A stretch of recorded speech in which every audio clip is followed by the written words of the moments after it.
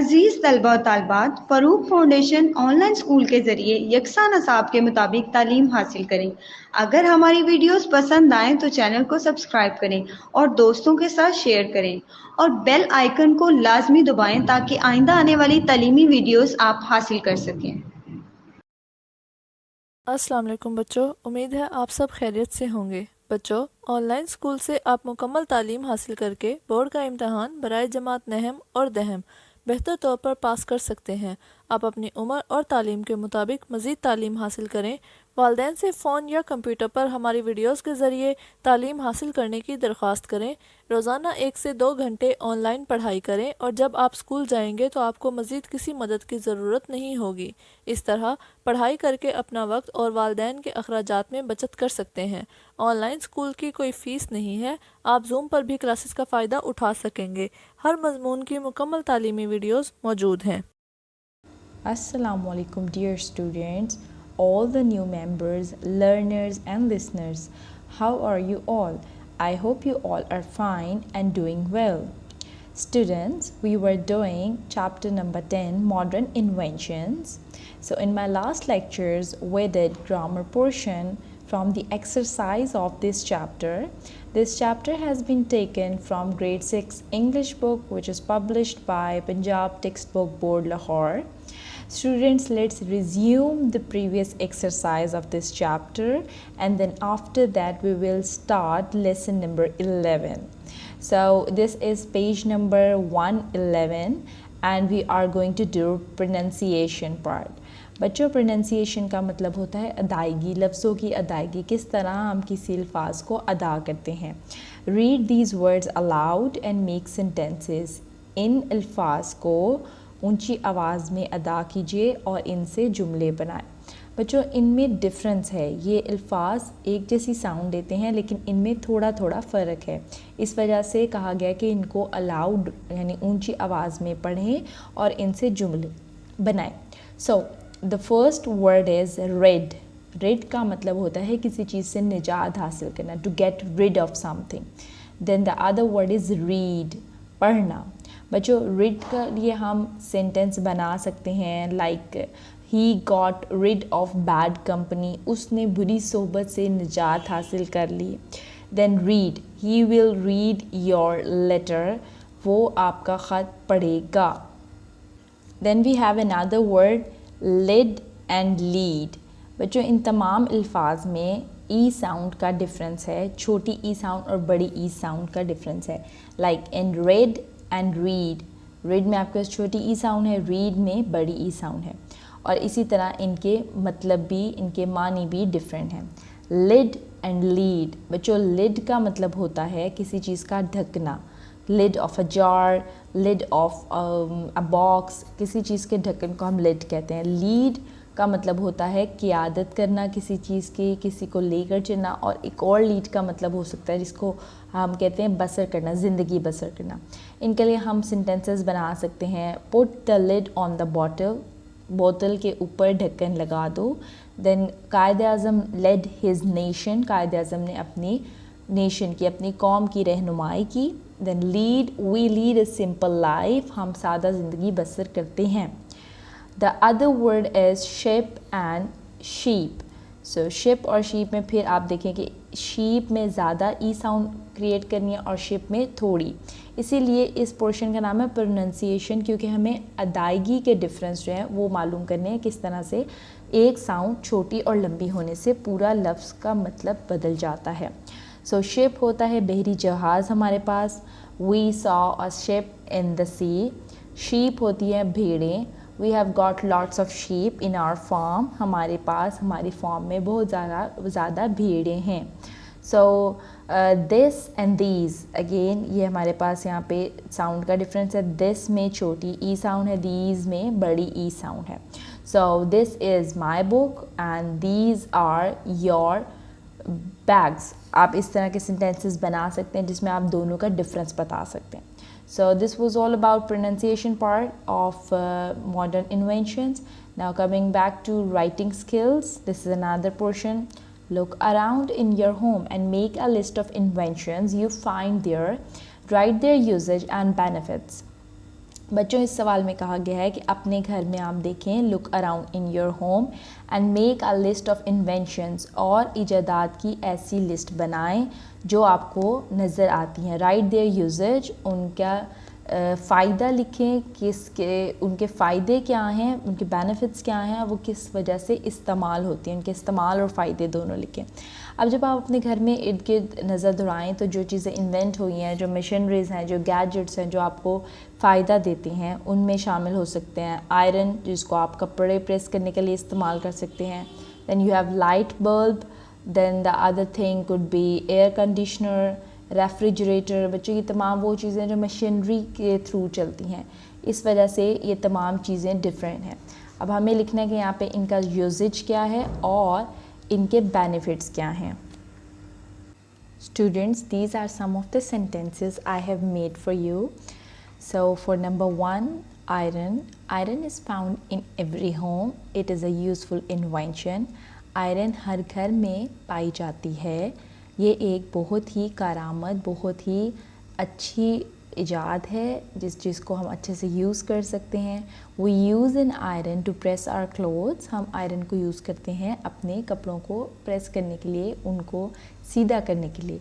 By using iron को इस्तेमाल करते हुए we can press our cloth so that their look become neat and tidy, ताकि उनकी शक्ल नीट, साफ़ सुथरी एंड टाइडी और बहुत ही अच्छी नज़र आए। बच्चों, जब हम अपने कपड़ों को आयरन से प्रेस कर लेंगे अच्छी तरह, तो कपड़े जो एक बहुत ही बोसीदा हालत में नज़र आ रहे थे, प्रेसिंग करने के बाद नहायत साफ़ सुथरे, धुले और उजले नज़र आते हैं।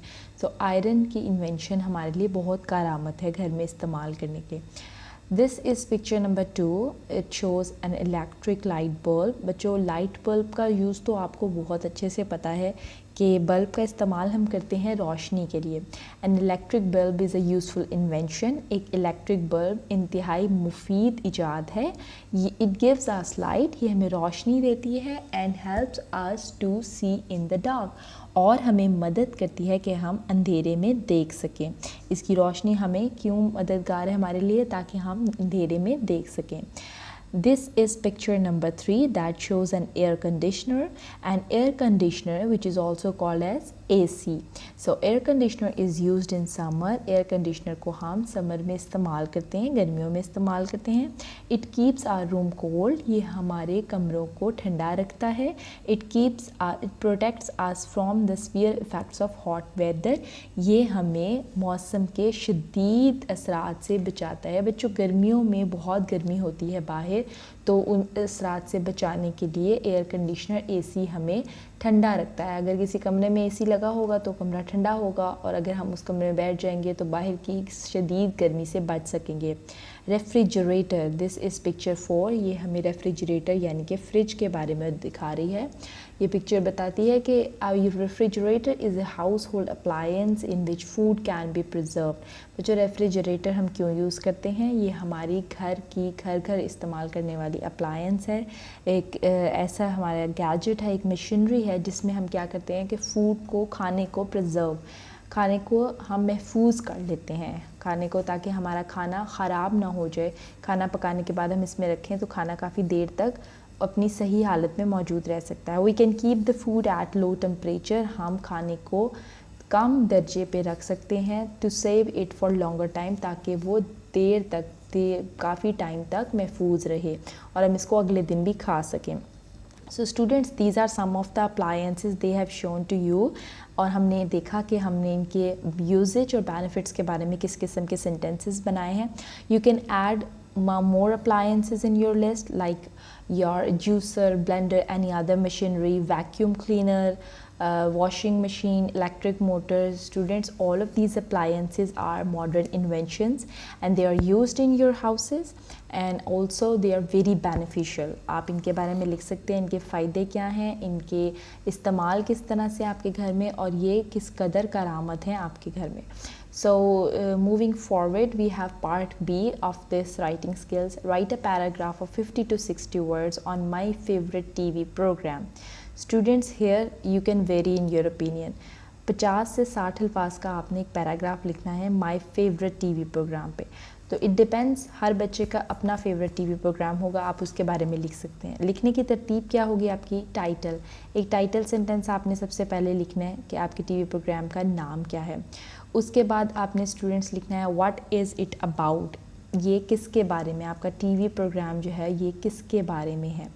अ ब्रीफ स्टोरी और इंट्रोडक्शन, आपने लिखना है कि उसकी स्टोरी एक छोटी सी बयान करनी है, उस प्रोग्राम में होता क्या है, उसका इंट्रोडक्शन किस तरह से स्टार्ट किस तरह से होता है। अगर कोई स्पोर्ट्स प्रोग्राम है, आपने उसके बारे में लिखना है कि ये इतने बजे नशर किया जाता है और इसमें ये लोग मौजूद होते हैं, एक्सपर्ट्स ऐसे होते हैं, इतनी देर का ये वाला पार्ट चलता है, अगला सेगमेंट इतनी देर का होता है। टाइमिंग्स, इसकी टाइमिंग क्या है, बच्चों किस टाइम पे प्रोग्राम लगता है। What do you like in it the most, आपको इस प्रोग्राम में सबसे अच्छी चीज़ क्या लगती है। Will you suggest your friends to watch this programme, क्या आप अपने फ्रेंड्स को सजेस्ट करेंगे कि वो ये प्रोग्राम देखें, अगर तो आप करेंगे तो क्यों करेंगे। आप इसमें इस पोर्शन में जब आप इस तरह का कुछ डिफ़ाइन करें तो बेनिफिट्स लिख सकते हैं। What have you learn from it, आपने इस प्रोग्राम से क्या सीखा। ये 5 से 6 ऐसे पॉइंट्स हैं जो कि आपने ऐड करने हैं अपने पैराग्राफ में। 50 to 60 वर्ड्स का पैराग्राफ लिखना है आपने एक छोटा सा, उसमें आपने सारी बातें ऐड करनी है। ये प्रोग्राम किसके बारे में है, इसकी इंट्रोडक्शन स्टोरी छोटी सी बताएं, टाइटल लिखें, टाइमिंग्स कब लगती हैं, आपको इसके बारे में पसंद क्या बात है। इसके बाद फिर ये कि आप अपने फ्रेंड को सजेस्ट करेंगे किसी को, और आपने इस प्रोग्राम से क्या सीखा।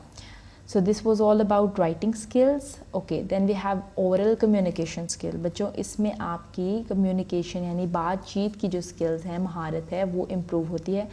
इसमें आपको डायलॉग्स एक्सचेंज करने होते हैं। 2 लोग या ज़्यादा लोग मिलकर ये ग्रुप एक्टिविटी कर सकते हैं जिसमें वो 2 करेक्टर्स, जैसे कि यहाँ पे करेक्टर दिए हैं बतूल एंड सलमा, 2 करेक्टर्स दिए गए हैं, तो आप अपने करेक्टर के मुताबिक इन डायलॉग्स को एक्सचेंज कर सकते हैं। और अगर आप इनकी प्रैक्टिस करें अपनी क्लास में या घर में तो आपको अच्छे से कम्युनिकेशन करना आ जाएगी, बातचीत करना आ जाएगी, किसी सवाल का जवाब किस तरीके से देना है अंग्रेज़ी में वो करना आ जाएगा। फॉर एग्ज़ाम्पल एक करेक्टर जैसे कि बतूल कहती है, Salma what's the matter you look so worried today. उसने पहला सेंटेंस क्या कहा है कि सलमा क्या बात है, आप बहुत परेशान लग रही हैं आज। तो दूसरा करेक्टर हमारे पास सलमा है, अब वो उसका जवाब दे रही है, रिप्लाई कर रही है, उसको डायलॉग एक्सचेंज हो रहा है उससे। I got only 3 marks out of 20 in my grammar test, मुझे सिर्फ 3 मार्क्स मिले हैं 20 में से मेरे ग्रामर टेस्ट में। सो ऑब्वियसली ये एक ऐसी बात है जिसकी वजह से सलमा परेशान होगी। आगे इनकी एक पूरी कम्युनिकेशन चलती है।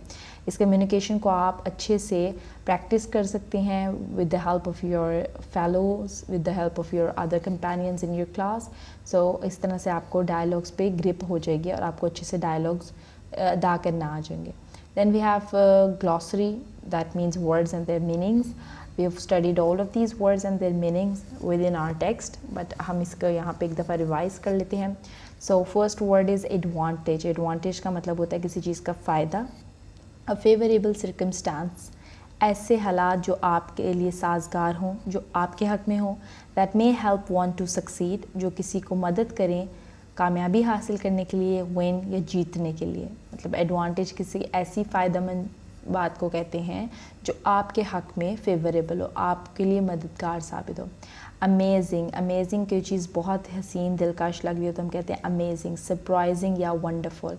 कॉम्प्लिकेटेड, कॉम्प्लिकेटेड कहते हैं किसी पेचीदा चीज़ को, कॉम्प्लेक्स चीज़ को। समथिंग मेड मोर डिफ़िकल्ट, ऐसी चीज़ जो नहायत ही पेचीदा हो, मुश्किल हो, समझना आ सके आसानी से।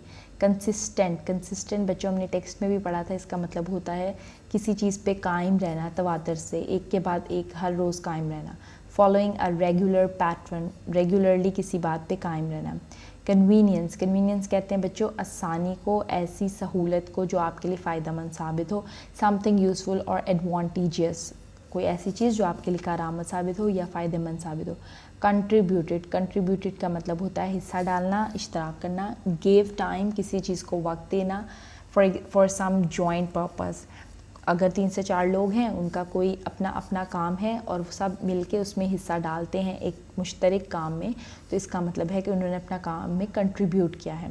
क्रेडिट कहते हैं सेहरा को, किसी के नाम कोई चीज़ करना, गुड नेम और honour, deserve to be worthy of, अगर कोई इंसान किसी चीज़ का हकदार है तो हम उसको डिज़र्विंग कहते हैं कि वो इस चीज़ का हक रखता है कि उसको दिया जाए। टू बी वर्दी ऑफ, किसी चीज़ के काबिल होना या उसका हकदार होना। डिवाइस, डिवाइस बच्चों कोई भी आला कह सकते हैं हम, थिंग मेड और adopted for particular purpose. Invented, ईजाद करना, क्रिएटेड समथिंग न्यू, किसी नई चीज़ का ईजाद करना। लेंथन, बढ़ा देना, increase the length of. Scan, scan बच्चों मुआयना करने को कहते हैं। एग्जामिन समथिंग केयरफुली, अच्छी तरह से किसी चीज़ के मुआयने को स्कैनिंग कहते हैं। शॉर्टन, शॉर्टन का मतलब होता है छोटा कर देना, मुख्तसर कर देना। मेड और बिकेम शॉर्टर। स्पैन, स्पैन कहते हैं हम दौरानिया को, interval between 2 points in space और टाइम, वक्त के दौरानिए को, किसी ख़ास दौरानिए को जो एक वक्त से शुरू होकर एक ख़ास मखसूस वक्त पे इख्तिताम पजीर हो जाए, ऐसे दौरानियों को हम स्पैन कहते हैं। लाइक स्पैन ऑफ लाइफ, किसी इंसान का स्पैन ऑफ लाइफ क्या है, जितने उम्र वो जिएगा वो उसका स्पैन ऑफ लाइफ है, सो इसलिए हम उसको स्पैन कहेंगे। So students, now here lesson number 10, modern invention has been completed. I have tried my level best to attempt all of the questions in front of you so that you can practice them at home and learn more and more from them. So now let's begin chapter number 11. This is Zoo Hospital. This is another interesting lesson, and now we are going to read its translation in today's class. बच्चों zoo hospital का मतलब होता है चिड़ियाघर का हस्पताल।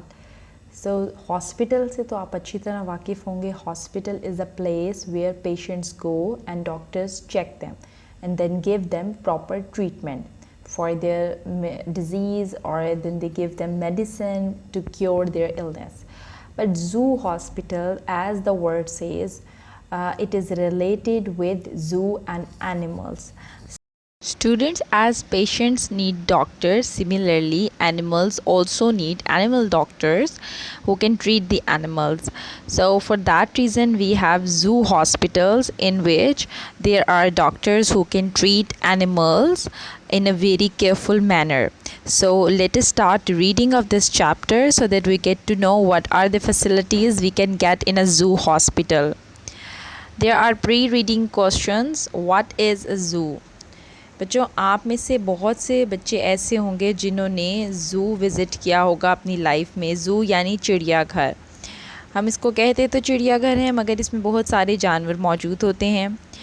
सो what is a zoo? Zoo is a place where many animals are kept. These animals have been taken from all around the world. बच्चों ये सारे जानवर जो हैं ये मुख्तलिफ़ दुनिया के हिस्सों से मंगाए जाते हैं।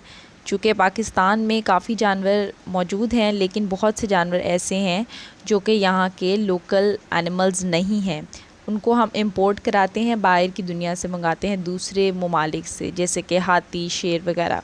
सो इसलिए ज़ू एक ऐसा जगह है, ऐसी चिड़ियाघर है जहाँ पे हम मुख्तलिफ़ एनिमल्स जो हैं, मुख्तलिफ़ जानवर, उनको इकट्ठा करके रखते हैं for the purpose, for the sake of entertainment, कि बच्चे आएँ वहाँ पे खुश हों, उन जानवरों को देखें, उनके बारे में मज़ीद इंफॉर्मेशन लें। Have you ever visited a zoo? क्या आपने कभी किसी चिड़ियाघर में गए हैं? आप कभी किसी चिड़ियाघर को विज़िट किया है आपने? What interesting things do you know about a zoo? एक चिड़ियाघर के बारे में आप सबसे मज़ेदार, सबसे इंटरेस्टिंग चीज़ें कौन सी जानते हैं? सो बच्चों ये इसके बारे में आपकी राय मुख्तलिफ हो सकती है, बिकॉज़ कुछ बच्चों को वहाँ पे बड़े बड़े जानवर देखना पसंद होते हैं। So we can say that we like the big animals most there. कुछ बच्चों को वहाँ पे जो वाइल्ड एनिमल्स हैं, जो जंगलों में रहते हैं, वो देखना बहुत पसंद होते हैं, जैसे कि शेर, हाथी, चीता वगैरह। तो हम कह सकते हैं कि उन बच्चों को वहाँ पे वाइल्ड एनिमल्स देखना अच्छे लगते हैं। सो every person has its own opinion regarding zoo. These are some of the interesting thing by seeing wild animals, big animals, how they move, how they live, what are their habitats, what they eat. ये कुछ interesting चीज़ें हो सकती हैं zoo के बारे में। Let's begin the translation passage. In a zoo, various birds and animals are kept. एक चिड़ियाघर में वेरियस मुख्तलिफ़ किस्म के बर्ड्स परिंदे एंड एनिमल्स ऑन जानवर आर केप्ट रखे जाते हैं। एक चिड़ियाघर में मुख्तलिफ़ किस्म के परिंदे और जानवर रखे जाते हैं। ज़ू एडमिनिस्ट्रेशन, एडमिनिस्ट्रेशन बच्चों कहते हैं इंतज़ामिया को, किसी भी इंस्टीट्यूट किसी भी जगह की इंतज़ामिया जो सारे इंतज़ामात संभालती है उस इंस्टीट्यूशन के, जो स्टाफ मेंबर्स इंक्लूड होते हैं, जो वर्कर्स इंक्लूड होते हैं उस सारे इंस्टीट्यूट में, उनको एडमिनिस्ट्रेशन कहते हैं। Zoo administration takes care of their food, health and living conditions and a lot of money is spent on them.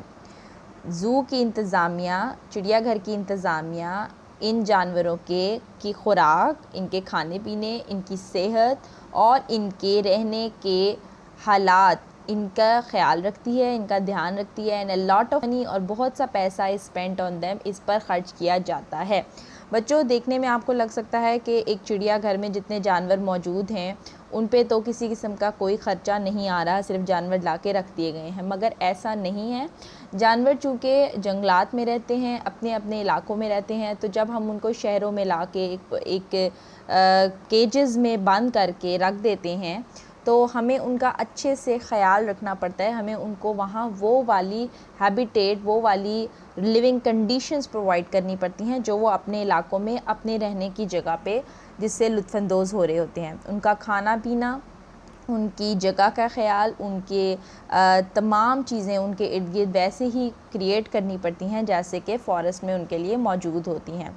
इसलिए जो ज़ू की इंतज़ामिया है, चिड़ियाघर में एक अच्छा खासा स्टाफ मौजूद होता है जो कि उनके खाने पीने, उनकी खुराक, उनकी सेहत और उनके रहने सहने की जो हालात हैं उनका ख़याल रख रही होती है। और इस काम पे अच्छा खासा पैसा स्पेंड किया जाता है, खर्च किया जाता है। It is also really very interesting to know that there is a hospital for animals and birds in the zoo.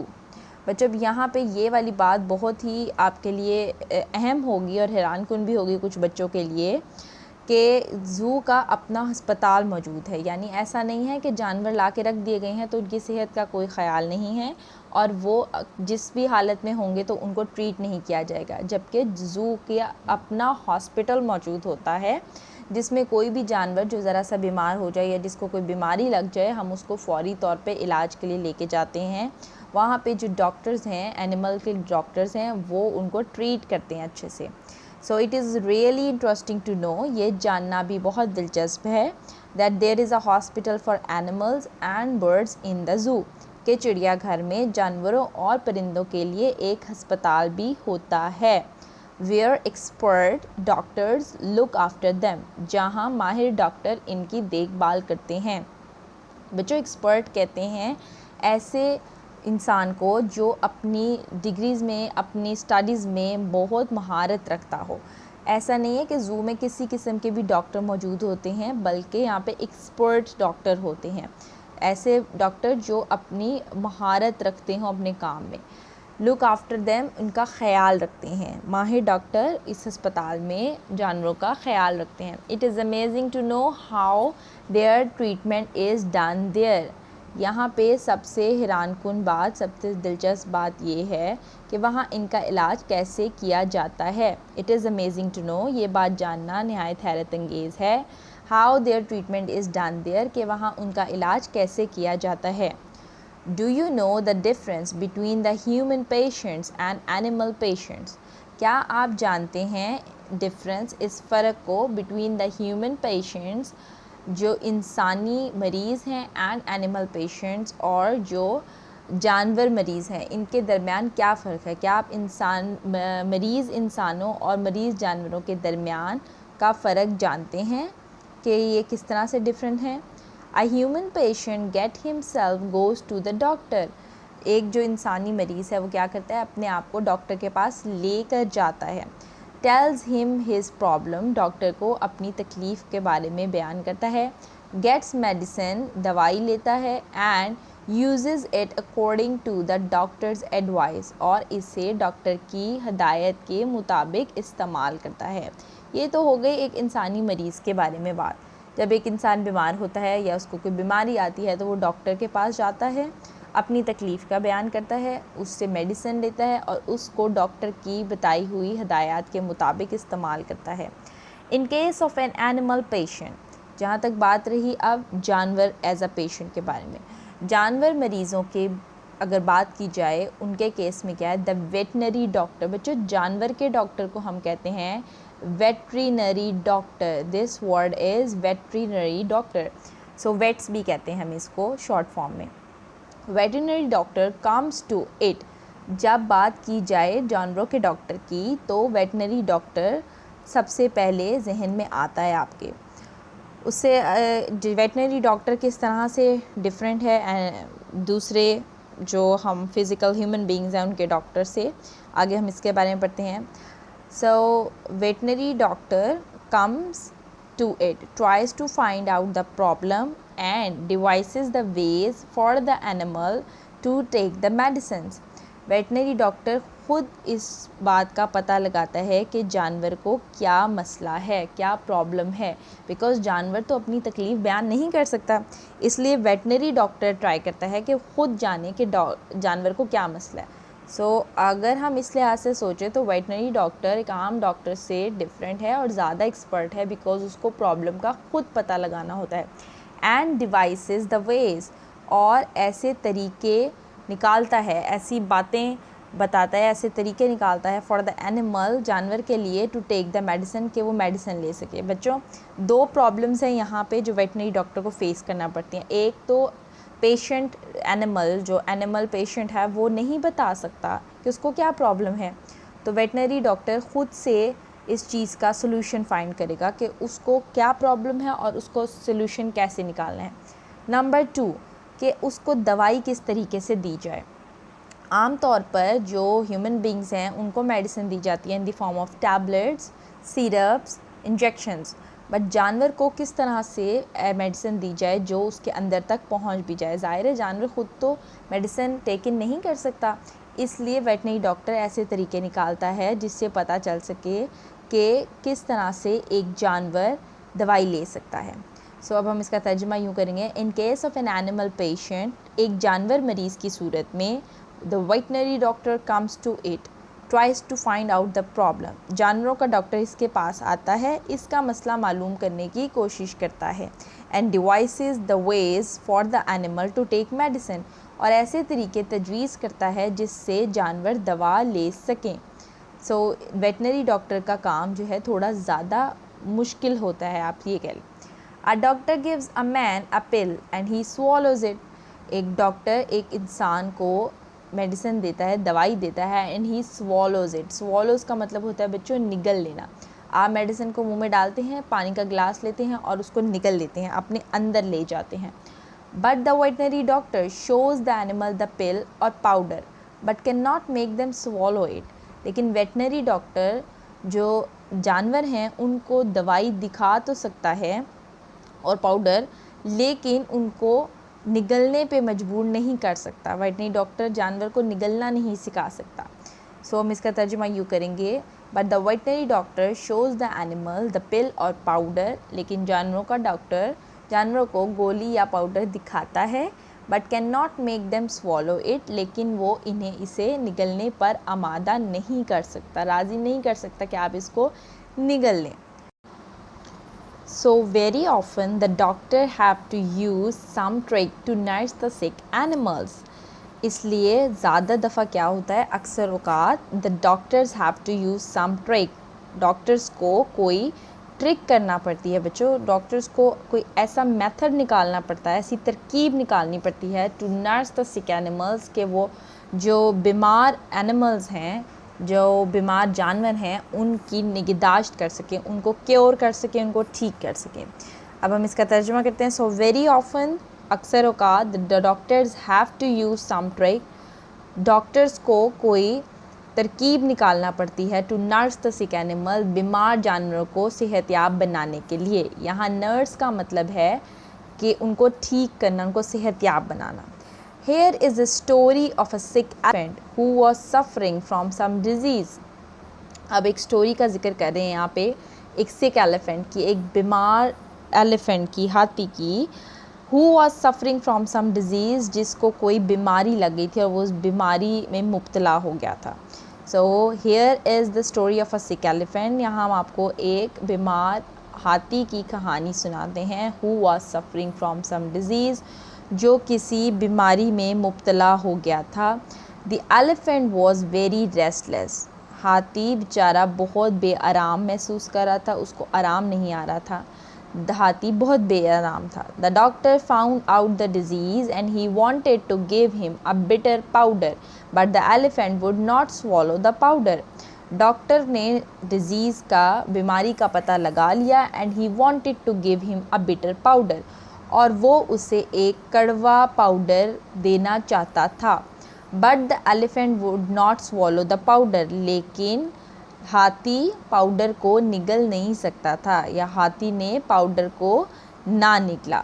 हम इसका तर्जुमा यूँ भी कर सकते हैं कि डॉक्टर्स ने बीमारी का पता लगा लिया और वो हाथी को एक कड़वा पाउडर देना चाहता था, लेकिन हाथी इसे नहीं निगलता था। The doctor had to think of a वे।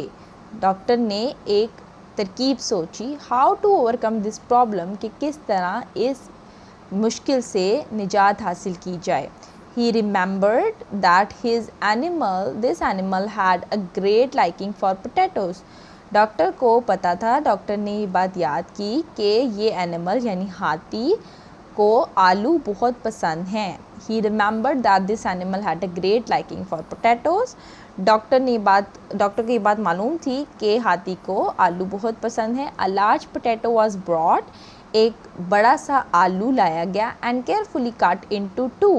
और उसको दो टुकड़ों में काटा गया। Half of the inside part was scooped out, उसमें से अंदरूनी आधे हिस्से को निकाला गया। The powder was put in its place, powder को उस अंदरूनी हिस्से को जो निकाला था उसकी जगह रखा गया। And the potato was closed again, और उस आलू को दोबारा बंद कर दिया गया। सो क्या डॉक्टर ने ट्रिक निकाली? Half of the inside part was scooped out, आलू के दो टुकड़े किए एहतियात से, और उसमें से अंदर से आधा हिस्सा निकाल लिया, खोद के निकाल लिया। उसकी जगह the powder was put in its place, उसकी जगह पाउडर रख दिया। And the potato was closed again, और आलू को दोबारा बंद कर दिया। Then the doctor place the cut potato on a tray, फिर डॉक्टर ने उस आलू को एक ट्रे पर रख दिया, which was full of potatoes, जो कि और मुख्तलिफ आलूओं से भरी पड़ी थी। एक ट्रे थी जिसमें और भी आलू मौजूद थे, और डॉक्टर ने मेडिसिन वाला आलू भी उसमें रख दिया। And invited the elephant to taste them, और हाथी को बुलाया कि वो इनको चख ले। Having eaten a few sound potatoes, the sick animal at last pick up the one which held the powder. कुछ सही आलू खाने के बाद, जो आलू जिनमें मौजूद नहीं था पाउडर, कुछ अच्छे आलू खाने के बाद, द सिक एनिमल, बीमार हाथी ने एट लास्ट, आखिरकार, पिक्ड अप द वन, वो वाला आलू उठा लिया, विच हेल्ड द पाउडर, जिसमें पाउडर मौजूद था। कुछ अच्छे साफ़ सुथरे आलू खाने के बाद बीमार हाथी ने आखिरकार वो आलू उठा लिया जिसमें पाउडर मौजूद था। He popped it into his mouth and with a few hurried crunches he swallowed it. उसने जल्दी से आलू को अपने मुंह के अंदर रखा और जल्दी उसको चबाया। He swallowed, और कुछ ही लम्हे बाद, उसको चबाने के बाद उसने उस आलू को निगल दिया। बच्चों, उसने आलू की एक ट्रे थी, उसमें डिफरेंट आलू मौजूद थे। तो ये आलू खाने के बाद एकदम से आखिरकार उसने वो आलू उठाया जिसमें पाउडर मौजूद था, और उसको उठाने के बाद उसने उसे अपने मुंह में डाला और कुछ क्रंचेस लेकर, यानी जल्दी उसको चबाने के बाद उसने आलू को निगल लिया। अब आलू में चूँकि पाउडर मौजूद था, और वो पाउडर किस लिए मौजूद था? इसलिए ताकि उसको क्योर किया जा सके बीमार हाथी को।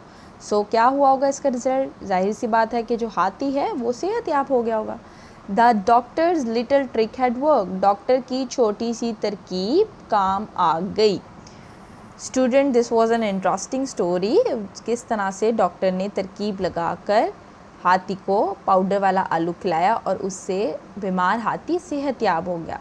सो this is itself a challenge for the veterinary doctor to make the sick animal have this medicine. So bill आखिर वो इसमें कामयाब हो गया। Student, let's see some of the difficult meanings which we have just read in this chapter, and what are their pronunciation and their meanings. First word is administration. इंतज़ामिया, conditions, हालात, expert, माहिर, treatment, इलाज, veterinary, जानवरों का, devices, इजाद करना, किसी तरीके को इजाद करना, आप उसके लिए कहते हैं डिवाइस, स्वॉलोज, निगल लेना, डिजीज़, बीमारी, बिटर, कड़वा, स्कूप्ड, बाहर निकाला. Students, you can practice these words at home. These are very important to understand and read this chapter. And inshallah, we will continue this translation in next class. Take care. Allah Hafiz.